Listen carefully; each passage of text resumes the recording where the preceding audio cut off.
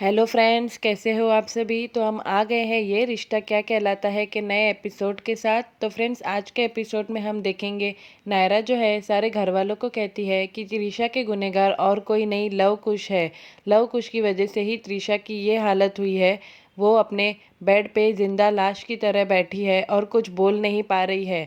ये सब लव कुश की वजह से हुआ है। तो सुरेखा चाची नायरा को बहुत कहती है कि तुम मेरे बच्चों के पीछे क्यों पड़ी हो, और लव कुश ने कुछ भी नहीं किया है। और ऐसे कह के सुरेखा चाची नायरा को बहुत डांटती है। इतने में लव कुश कहते हैं कि नायरा भाभी जो है हमारे ऊपर गलत इल्ज़ाम लगा रही है। उन्हें वो अनाथ त्रिशा की ज़्यादा बात अच्छी लग रही है। उन्हें हम पराये लग रहे हैं और वो अपनी लग रही है। उन्हें हमसे बिल्कुल भी प्यार नहीं है। सुरेखा नायरा को बहुत भला बुरा कहती है और कहती है कि मेरे बच्चों ने कुछ भी नहीं किया है, तुम मेरे बच्चों के बारे में कुछ भी बोलना छोड़ दो। तो नायरा जो है कुछ नहीं बोलती है और इतने में इंतज़ार करते हैं कि त्रिशा को होश कब आएगा।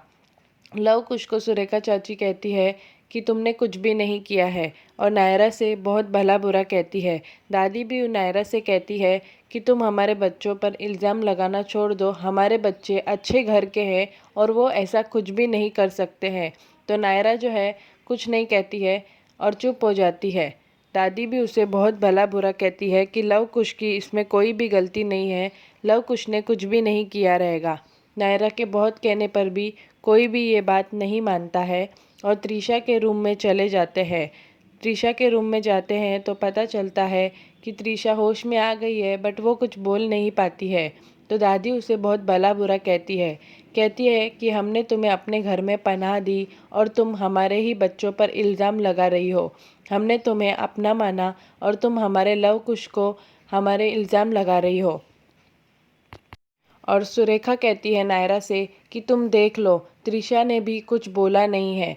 तुम खामखा लव और कुश पे इल्ज़ाम लगा रही थी। लव और कुश की कोई गलती नहीं है। तो नायरा जो है रो रही होती है और कुछ बोल नहीं पाती है। इतने में सब घर वाले चले जाते हैं और त्रिशा कुछ भी नहीं बोल पाती है। दूसरी तरफ लव कुश अपने रूम में जाते हैं और कहते हैं कि आज तो हम बच गए, मैंने एन मोमेंट पर सब बात बचा दी। तो दूसरी तरफ जैसे ही नर्स नायरा को रूम में बुलाती है तो त्रिशा होश में आ जाती है और सारे घर वाले भी होश में आ जाते हैं।